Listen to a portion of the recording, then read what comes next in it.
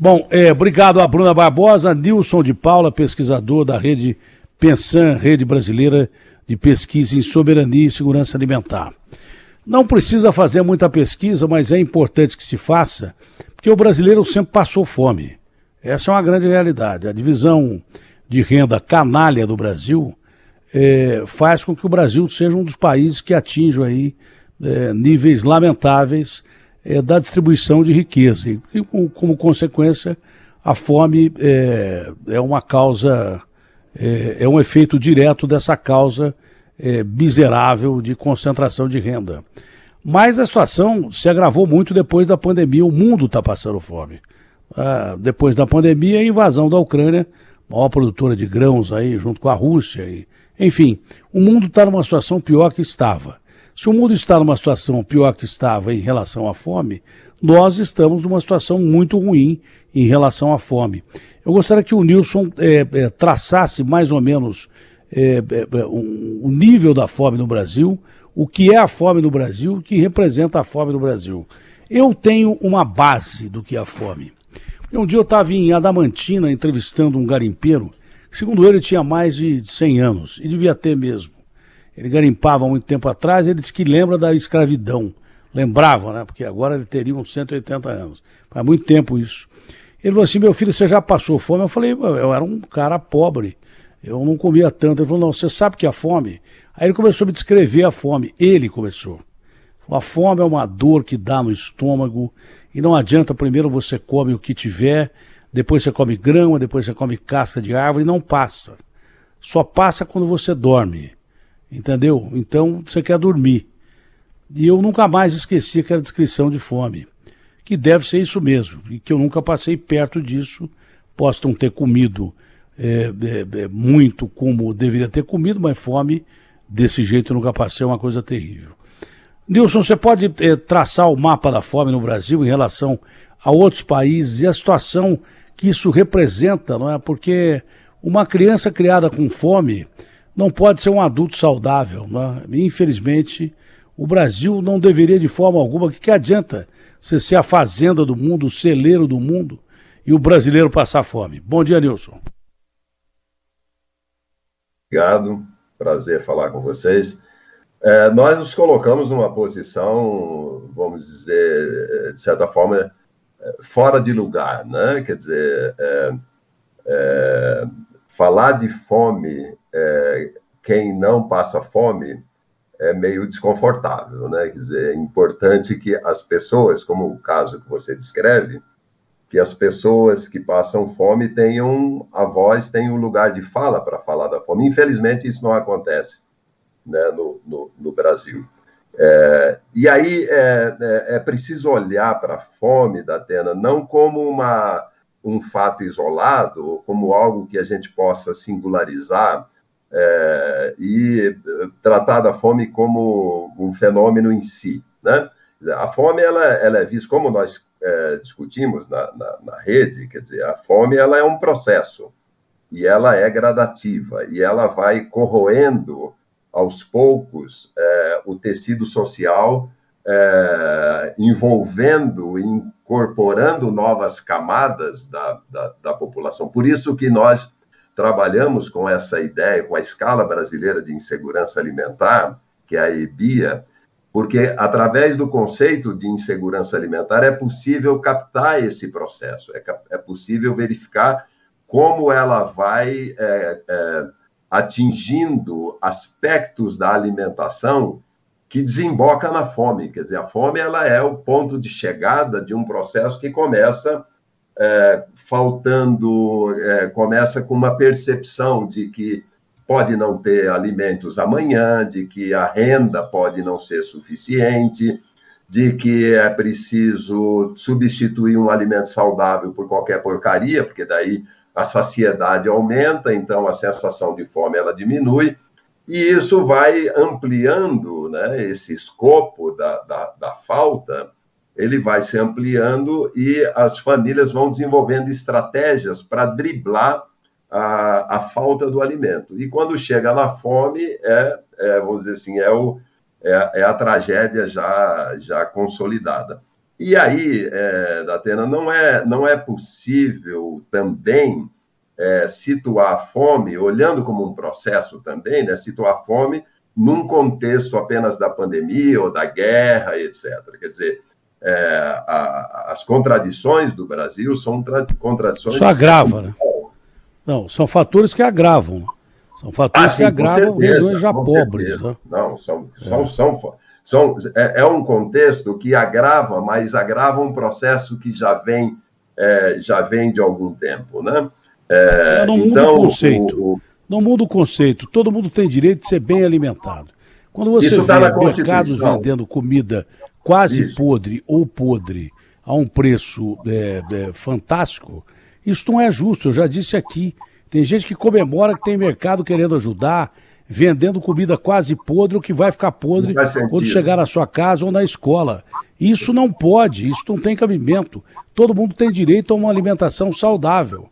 Quando você vê o cara vendendo alimento lácteo como se fosse leite, isso é uma sacanagem da indústria. É brincadeira isso. Todo mundo tem direito de ser bem alimentado. A criança tem direito de tomar leite e não produto lácteo. Entendeu? Quando você vê indústrias grandes burlando a lei para dar uma sensação de saciedade e poder vender para quem não tem dinheiro, isso é a maior sacanagem que existe, pô. É uma sacanagem terrível, é o que o Nilson está falando.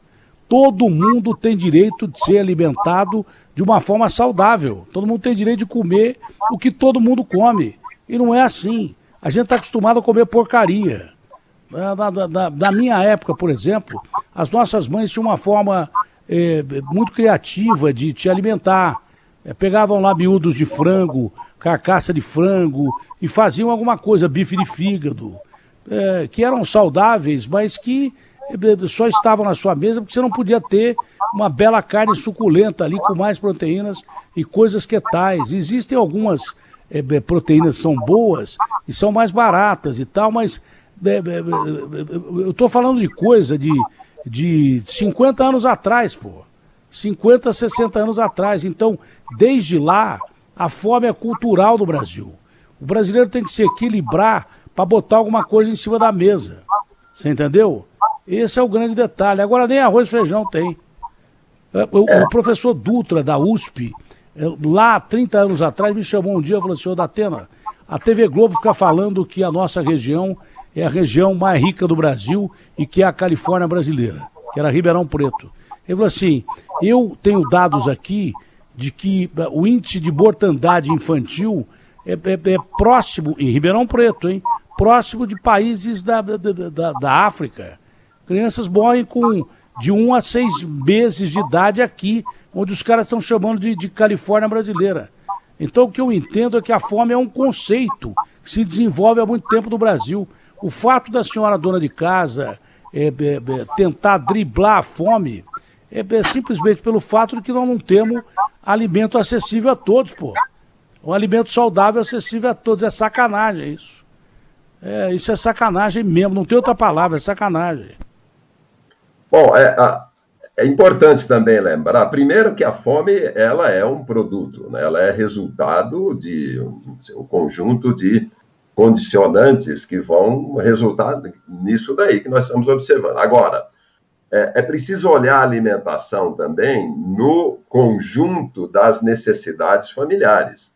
Quer dizer, quando nós falamos de segurança alimentar, não é apenas a família ter o alimento, mas é a família ter acesso regular, permanente, a alimentos de qualidade, como nos termos que você está descrevendo, em quantidade suficiente, mas sem comprometer o atendimento de outras necessidades. Moradia, saúde, transporte, vestuário, escola, etc, etc. Ou seja, é preciso situar a fome no conjunto das necessidades de sobrevivência. E lembrando que a alimentação é um direito constitucional, não podemos esquecer disso. O direito humano à alimentação está na Constituição. Então, é preciso olhar para isso com muito cuidado e olhar para os determinantes, porque a fome não acontece sozinha. ela é resultado de determinantes que estão aí na sociedade. Então, esse é o ponto. Por exemplo, quem tem fome provavelmente não tem casa, mora na rua. Quem tem fome, se tem casa, tem casa que quase não consegue pagar o aluguel. Quem tem fome não tem escola adequada, porque a criança passa fome, inclusive na escola, com uma merenda muito ruim. Quem tem fome não tem uma saúde adequada, não tem um sistema de saúde adequado. Agora que eu entendi o que o Nilson está querendo dizer. Está querendo dizer que a fome é um conjunto de fatores que representa a pobreza do povo, a miséria do povo. Porque um povo bem alimentado tem esse conjunto de coisas. O doutor Ulisses já falava, enquanto existir um brasileiro com fome, um brasileiro sem casa, um brasileiro sem acesso à saúde, um brasileiro sem acesso à educação, nós não teremos uma democracia feliz. E democracia é distribuição de igualdades e não de desigualdades. Isso é uma brincadeira. A nossa democracia funciona como instituição, funciona, botou ex-presidentes na cadeia, botou alguns bandidos na cadeia, depois soltou, mas botou, a instituição funciona. Mas não funciona na questão da segurança alimentar. Não é democrático o brasileiro não ter acesso a tudo isso que o Nilson falou. Porque a fome está lá na ponta. Quem está passando fome passa por um grau de dificuldade terrível antes de sentir fome. É isso, Nilson? É isso. Quer dizer, não é possível você falar em democracia sem falar em igualdade de condições, em equidade, igualdade de oportunidades, distribuição de renda, acesso aos bens materiais de forma equitativa. Essa é a base. E a nossa pesquisa mostra isso muito claramente. As famílias que estão na faixa de renda de 1/4 de salário mínimo, que não é pouca gente, hein? Não é pouca gente. Elas estão a proporção dessas famílias passando fome está acima de 60%. Né? Então, quando nós olhamos o quadro de distribuição de renda no país, é um determinante muito, vamos dizer assim, muito poderoso, né, para explicar por que existe fome no Brasil. Né? Você está dizendo que a metade mais 10% do Brasil passam fome. O que significa passar fome de verdade? O que significa passar fome de verdade? Isso é quando uma família não comeu durante o dia, né? Ou comeu teve apenas uma refeição e ela não tem o recurso ou a renda ou os meios necessários para adquirir alimentos. Então, do que nós estamos falando aqui? Não é apenas o fato da pessoa não ter se alimentado, mas são as condições que estão no entorno disso. Por que ela não se alimentou? Porque ela não tem o alimento lá na prateleira, porque não tem o alimento na geladeira, e porque não tem o dinheiro para comprar alimentos. Então, é a fome instalada e a perspectiva de que não será possível obter mais alimentos no dia seguinte. Então, essa é a ideia da Atena, da gente olhar para a fome como um processo, como algo que vai se movendo, né? E como as pessoas vão se virando com isso. Daí a importância da caridade, a importância nesse estado, não acho que isso seja a solução, né? A filantropia ela tem um papel muito importante, mas ela não é a solução, né? Nós sabemos que a solução ela é estrutural, né? Mas nesse contexto, a filantropia tem um papel importante. Então as pessoas vão para a fila para receber a marmita, para receber a ajuda aqui e acolá, etc. Né? É o dia a dia, né? Qual é a culpa do governo, não só o governo central, mas dos governos de uma forma definitiva, na fome do brasileiro? Do Estado em si? Sim. Então, esse é um ponto central, né, nessa questão. A primeira coisa é reconhecer o problema, né, Datena? Porque você tem nós estamos vivendo uma realidade em que uma forma para você resolver o problema é negar que ele existe, né? Então, você contesta, fala isso não é verdade, né? a realidade ela se tornou algo, né, difuso, né? Então, a primeira providência é reconhecer a importância desse tipo de investigação e reconhecer a gravidade do problema. Uma vez reconhecido isso, ótimo, então agora vamos para a adoção de políticas que se voltem diretamente para isso. E aí a culpa é, sim, quando você tem a possibilidade de adotar políticas que sejam mais... Por exemplo, a questão da merenda escolar. Nós vemos agora, quer dizer, você reduz o dinheiro da merenda escolar, quer dizer, então isso é uma tragédia sobre uma tragédia, né? Cuidar dessas políticas, cuidar de quem produz alimentos de verdade, como a agricultura familiar, e cuidar de quem precisa se alimentar, o Brasil já tem experiência disso, já fez, é possível retomar. O Brasil passou por um processo de desmonte de políticas, por exemplo, a questão do estoque regulador. Né? Nós não temos mais estoque regulador, então a inflação de alimentos está lá em cima e o Estado não tem como lidar com isso. Né? E os governos estaduais precisam olhar para formas adequadas de adaptar essas políticas nacionais e desenvolver programas locais. Né? Nós exportamos muito, mas não tem alimento acessível à população. Por exemplo. Isso é comparável, por exemplo, à revolução cultural daquele maldito Mao Tse Tung, que matou 70 milhões de pessoas de fome. Já não tinha alimento para servir os chineses. Aí ele começou a tomar a comida dos chineses para exportar, começou a tomar garfo para derreter, para fazer arma. Os caras comiam casca de árvore. Morreram 70 milhões de pessoas da revolução cultural do tal de Mao Tse Tung. Ele exportava tudo que ele tinha, arroz, tudo, para produzir armas. Né? É mais ou menos o que o Brasil está fazendo hoje. A balança comercial brasileira é sustentada em cima do agronegócio, só que a comida não é acessível ao brasileiro de uma forma geral. E deveria ser. A comida deveria ser o fator principal de produção, porque nós temos uma produção imensa de alimentos.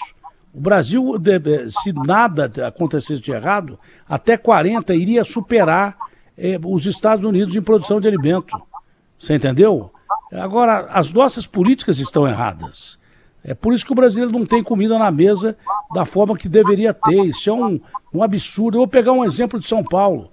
Tem escola no estado mais rico da União que conseguiu guardar 56 bi durante a pandemia para fazer caixa para a campanha eleitoral, e tem escola comprando produto perto do vencimento que quando chega na escola já está vencido, e que é um absurdo. E a criança come arroz e feijão, porque não tem outra coisa. As merendeiras não servem comida estragada, jogam fora. E são obrigadas a escalar porque são mandadas embora. Isso no estado mais rico da União. Então não é falta de grana, é falta de política de alimentação. E parece que é bem claro isso. E associado a isso, você tem um processo que já está instalado no Brasil, quer dizer, a exaltação ao agronegócio exportador como sendo a redenção da economia brasileira. Isso vem acompanhado por um processo terrível de desindustrialização. E quando você tem desindustrialização, você tem uma destruição... só vê de commodity, né? Exato, das oportunidades de emprego. Então, você não tem renda, do ponto de vista quando você olha a demanda, então você tem o subemprego, o desemprego, etc., e a fome aí é maior, e, ao mesmo tempo, você tem uma base produtiva de alimentos que está indo bem, obrigado, mas articulada com os mercados externos. Então, essa combinação, ela acaba sendo explosiva, acaba tendo isso como resultado. Só para você entender o que nós estamos conversando aqui, só para ficar bem claro aqui, trocando em miúdos, né? Mais ou menos o seguinte, porque você exporta arroz, exporta feijão, exporta soja e tal, e você não tem fábricas para manufaturar os produtos, que você poderia, inclusive, ter derivados de produtos todos aqui, com fábricas no Brasil gerando emprego. Mas é mais fácil você exportar o produto in natura e fazer do Brasil uma grande fazenda e vir o Brasil colônia aí, velho. Você não tem fábrica para dar emprego aqui. É a mesma coisa com combustível. A gente exporta um petróleo sendo autossuficiente em petróleo e você não tem fábrica de derivados de petróleo aqui, desde refinarias a manufaturados de outros produtos que vêm do petróleo. É a mesma sacanagem que fazem com combustível, fazem com alimento, é por isso que não tem comida. Bom, eu não vou lhe perguntar qual seria a solução, porque se o senhor tivesse, o senhor seria ministro da Economia ou presidente da República. Mas quais os caminhos para a gente começar a sair dessa era colonial e um dia temos aí um acesso mais justo, de forma constitucional, à população brasileira, a comida que lhe é devida, o emprego que lhe é devido, a casa que lhe é devida, o estudo que lhe é devido, a tudo que faz a gente passar fome e que a gente não tem?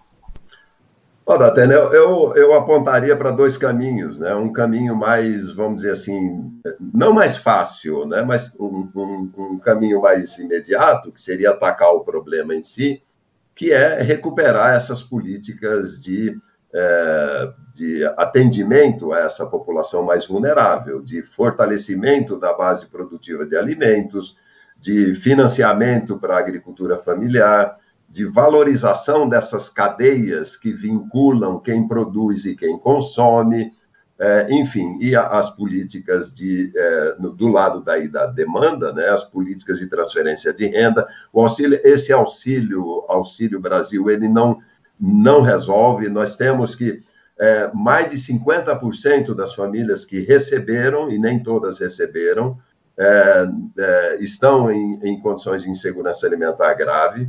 Então, isso é um dado preocupante. É preciso que haja um reforço da renda, sim. Agora, tem a agenda mais pesada, que vamos dizer assim, como fazer vamos dizer assim, a manobra do transatlântico, né? É reconduzir o Brasil para a sua condição de uma economia industrializada, com a rede produtiva mais complexa, valorizar a inovação tecnológica, etc. E aí, sim, é o caminho do crescimento, é o caminho da distribuição, é o caminho da progressividade tributária, é o caminho da distribuição de renda, etc. Agora, você vai me perguntar, isso é possível ser feito em 2 anos, 5 anos? Não. 50 no mínimo. Né? Então, essa é a estrada que está à nossa frente. Né? Como vamos percorrê-la, ou se vamos e com que velocidade, vai depender de como a sociedade vai se sensibilizar por isso como uma necessidade, enfim, reescrever a história do Brasil. Né? Olha, e é o ponto fundamental. É o ponto fundamental. Não adianta a gente viver do jeito que a gente está vivendo, dizendo que a gente tem um agronegócio maravilhoso, e tem mesmo, né? Porque a China vem aqui e compra tudo quanto é terra que tem. Se ele está comprando terra que tem aqui, o chinês, ele precisa de comida, porque ele não tem comida para alimentar 1 bilhão e 600 milhões de bocas. Ele tem uma super indústria, né, que vende para todo mundo, inclusive remédios, entendeu? Mas não só remédio, tem tudo. O chinês deu uma de morto, o fim da história você já sabe, né? Eles aprenderam a fazer tudo e fazem hoje até melhor do que eles falsificavam ou faziam. Então eles têm uma indústria fortíssima. Com esse dinheiro, eles compram comida, por exemplo, da gente, compram terras da gente. Se eles compram terra da gente, eles vêm produzir aqui, não é para nós, é para eles. Com certeza. Para não ter importação, e estão estimulando áreas agora que são a segunda maior economia do mundo, dentro da própria China, para não precisar importar mais tanto alimento. Você entendeu? Talvez seja até uma solução futura para o Brasil, que a gente não venda tanto e passe a ter preocupação com o consumo interno. Mas, para isso, a política tem que mudar. É a política quem tem que mudar. É a política. A política não pode ter um governo que gasta tanto, que rouba tanto. Governo que eu digo, não é um governo central, não. governo central, estadual, câmaras municipais e daí por diante. Os poderes estão todos inchados, poder executivo, legislativo e judiciário, e o povão não tem acesso a nada, praticamente nada. O Brasil, se não se industrializar o mais rápido possível e manufaturar os produtos que tem, inclusive combustíveis, eu sou radical nesse ponto. Energia que nós temos a dar e vender, que é energia hidrelétrica, você não pode, de repente, pensar em dar para países que vêm de fora comprar a sua produção de energia, porque é vital. Combustível, você tem que recomprar as ações da Petrobras, isso é a minha opinião, porque é vital. Agora na pandemia ficou claro, os caras botaram o que quiseram no preço do combustível e o povão morreu de fome muito por causa do óleo diesel, entendeu? Então nós temos que pensar no Brasil, no brasileiro antes do Brasil. Temos que pensar no povo brasileiro antes do Brasil e depois repensar o Brasil. Mas para isso, no mínimo 40, 50 anos, porque o que tem de errado desde o Império até agora, passando por estado de exceção, você não vai corrigir em pouco tempo. A Mas fome, toda como disse o professor, não é de graça. O primeiro passo é importante, o duro é que normalmente quem dá o primeiro passo ou põe a mão no bolso, confunde a política do povo para o povo com o bolso pelo bolso. Aí é complicado. Aí é complicado demais, a questão é muito mais séria do que a gente imagina. A questão da pobreza no Brasil e da fome no Brasil, como disse o professor, não depende só do alimento. Depende de uma série de outras coisas que você devia ter direito e não tem. E o resultado disso é a fome de mais de metade dos brasileiros. Professor, muito obrigado pela entrevista, foi excelente. Muito obrigado por nos ajudar a entender mais o Brasil. Eu que agradeço. Um grande abraço. Abraço grande. O Agostinho, você vê como é que é a história? Nós passamos fome porque a gente não tem escola.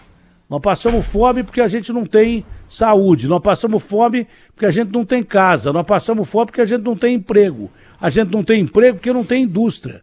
Nós passamos fome porque a gente vem, que nem na época da colônia, a gente vende tudo que a gente produz para fora. E o brasileiro não tem uma chance digna de viver. Por isso que não tem comida no prato, não é por causa só da comida. É por uma série de fatores que o professor falou e que nos ajuda a entender o que nós estamos vivendo aí. Concorda comigo ou não?